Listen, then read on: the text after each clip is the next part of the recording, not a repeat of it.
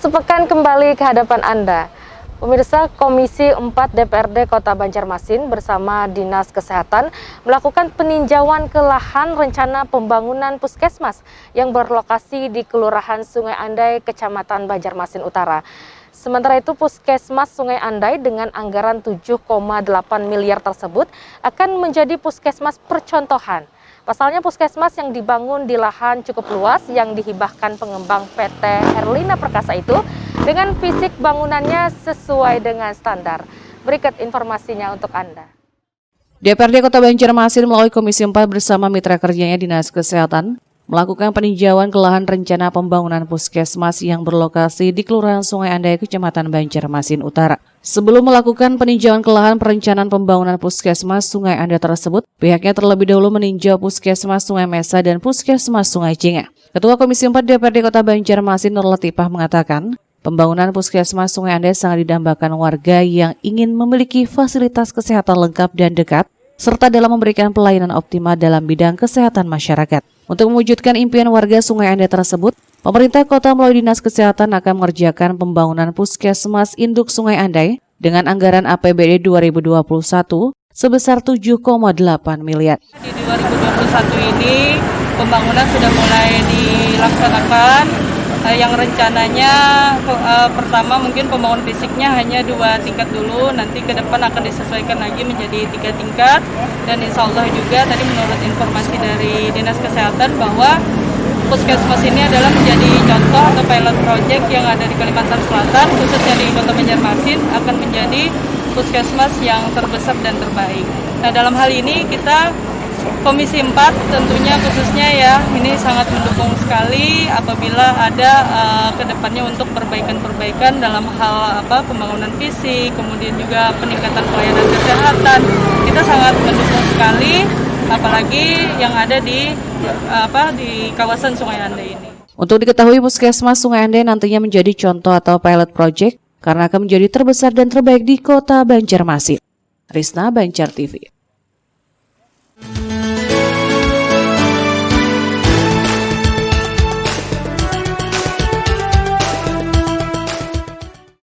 Kepala Dinas Kesehatan Kota Banjarmasin Mahriyadi saat dijumpai di sela acara kunjungan bersama Komisi 4 DPRD Kota Banjarmasin mengatakan, tahun ini dibangun Puskesmas Sungai Andai untuk memberikan pelayanan kesehatan bagi masyarakat di kawasan padat penduduk tersebut. Pasalnya layanan kesehatan memang merupakan harapan besar dan cita-cita warga Sungai Andai sejak lama. Apalagi menurut Mahli, Puskesmas Sungai Andai dengan anggaran 7,8 miliar tersebut akan menjadi puskesmas percontohan. Pasalnya puskesmas yang dibangun di lahan cukup luas yang dihibahkan pengembang PT Herlina Perkasa itu dengan fisik bangunannya sesuai dengan standar.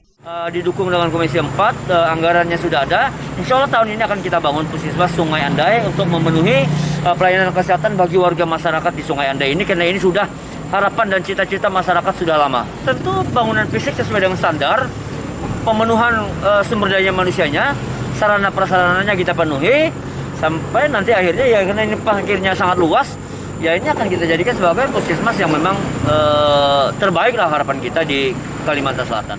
Pihak pemerintah Kota Banjarmasin juga berharap seluruh lapisan masyarakat bisa mendukung proyek pembangunan Puskesmas Sungai Andai tersebut. Risna, Banjar TV.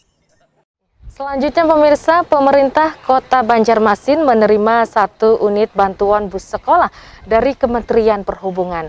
Hibah bus sekolah tersebut atas dukungan dari anggota Komisi 5 DPR RI, utusan Kalsel Haji Rifki Nizami Karsayuda.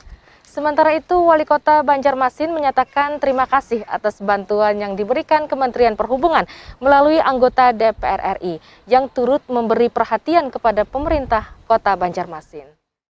Pemerintah Kota Banjarmasin menerima 1 unit bantuan bus sekolah dari Kementerian Perhubungan. Ini atas dukungan anggota Komisi 5 DPR RI M. Rifki Nizami Karsayuda. Bantuan secara simbolis itu diterima langsung Wali Kota Banjarmasin Ibnu Sina Selasa 12 Januari di Balai Kota. Menurut anggota Komisi 5 DPR RI Rifki Nizami Karsayuda, bantuan bus sekolah untuk Kalsel tersebut secara keseluruhan ada 11 buah, salah satunya diserahkan ke Pemko Banjarmasin. Adapun alasan Kota Banjarmasin mendapatkan bantuan bus tersebut lantaran Banjarmasin masuk ke dalam 7 kabupaten kota di Kalsel yang mendapatkan penghargaan Wahana Tata Nugraha dari Kementerian Perhubungan RI dalam rangka pengelolaan transportasi darat.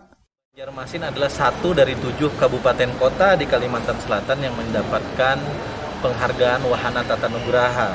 Itu penghargaan yang diberikan oleh Menteri Perhubungan kepada pemerintah kabupaten kota dalam rangka pengelolaan transportasi darat khususnya lalu lintas. Dan kita bersyukur karena tidak semua penerima Wahana Tata Nugraha di Indonesia juga mendapatkan bus ini.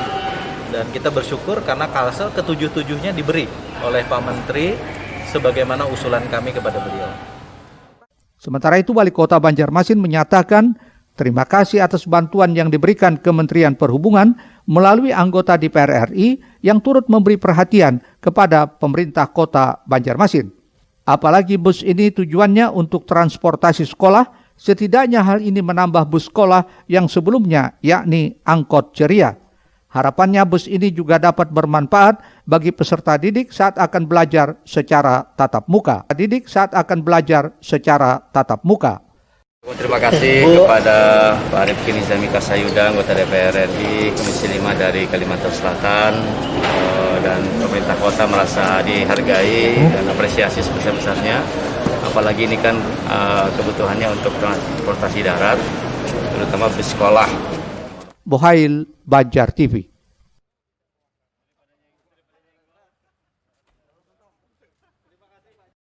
Ya, pemirsa, informasi dari Kota Banjarmasin, setelah diresmikannya jembatan Antasan Bromo, kini warga setempat mengharapkan pemerintah kota dapat memperbaiki titian jalan.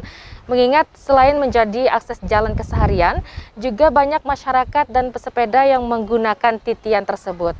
Dan sementara itu untuk diketahui, titian di RT 6 sudah mendapat perbaikan dari pemerintah kota.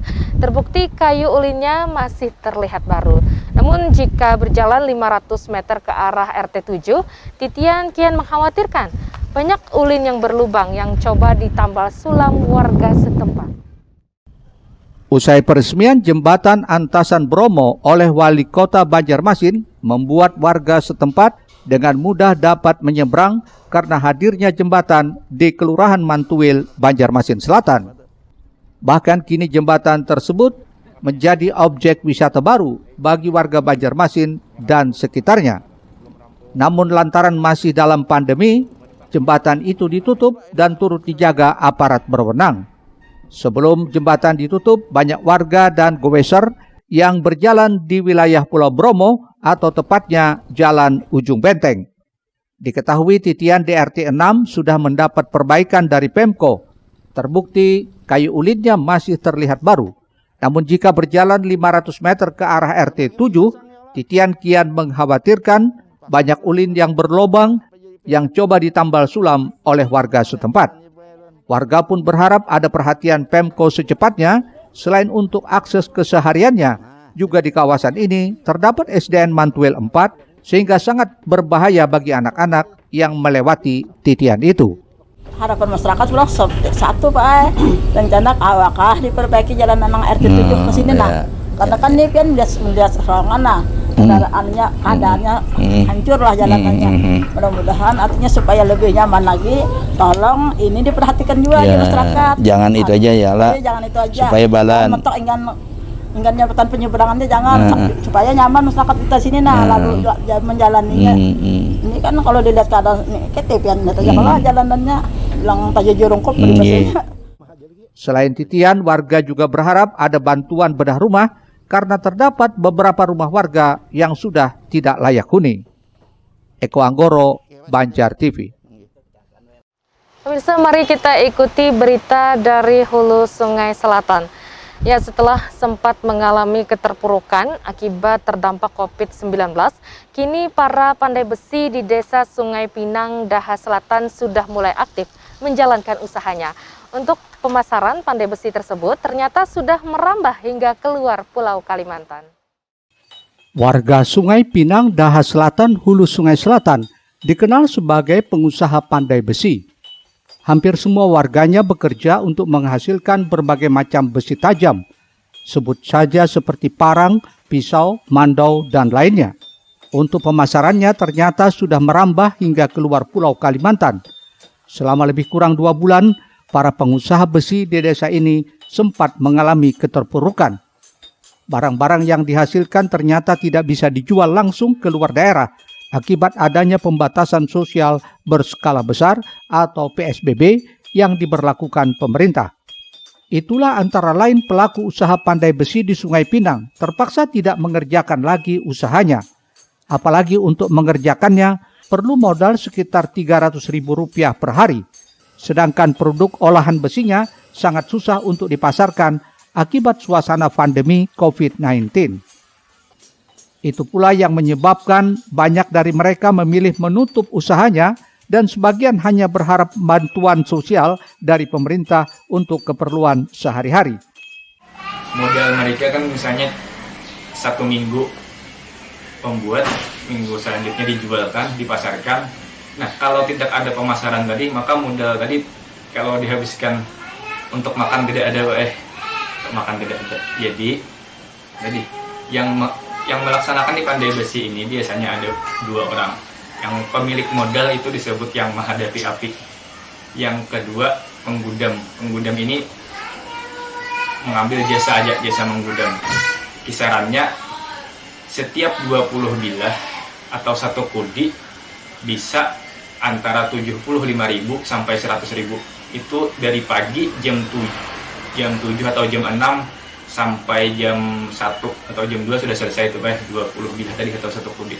Nah, itu modalnya yang pertama tadi 100 ribuan. Kemudian beli arang sekitar 50.000, 150.000. Kemudian besinya ada yang kisaran 6.500 sampai 15.000 sampai 30.000 per kilonya. Nah, dengan jumlah modal yang begitu banyak, kalau tidak ada produk yang terjual, maka otomatis mereka lebih baik bertahan tidak mengerjakan dan memakan apa yang ada dan mengharapkan beberapa bantuan dari pemerintah. Sudah berapa lawas Mang pian usaha ini Mang, pandai besi ini Mang? Kurang lebih 7 tahun. 7 tahun. Berapa orang mulai di sini Mang pian? 2. Ini pesanan nggak Mang atau apa Mang? Pesanan uangnya. Kemana mengirim biasanya Mang? Ke wilayah Kalimantan. Masa corona ini kayak apa Bang? Penghasilan Bang? Penghasilannya Kalau masa corona nanti tetap saja kah atau berkurang kah atau kayak apa? berkurang Bang. Itu karena apa Bang? Pengirimannya? Kini para pengusaha pandai besi di Sungai Pinang mulai bangkit, usaha yang ditekuninya turun-temurun sejak tahun 1950. Abdiansah Kandangan untuk Banjar TV. Ya pemirsa, tuntas sudah perjumpaan kita di Lintas Bandua sepekan kali ini. Nantikan rangkaian berita terpilih lainnya minggu depan hanya di Banjar TV. Ya pemirsa, harapan kita bersama semoga banjir yang melanda di wilayah kota dan kabupaten di Kalimantan Selatan segera surut dan kita bisa beraktivitas secara normal seperti sedia kala. Akhirnya saya Lini Astalina undur diri dari hadapan Anda. Selamat menikmati hari libur. Wassalamualaikum warahmatullahi wabarakatuh.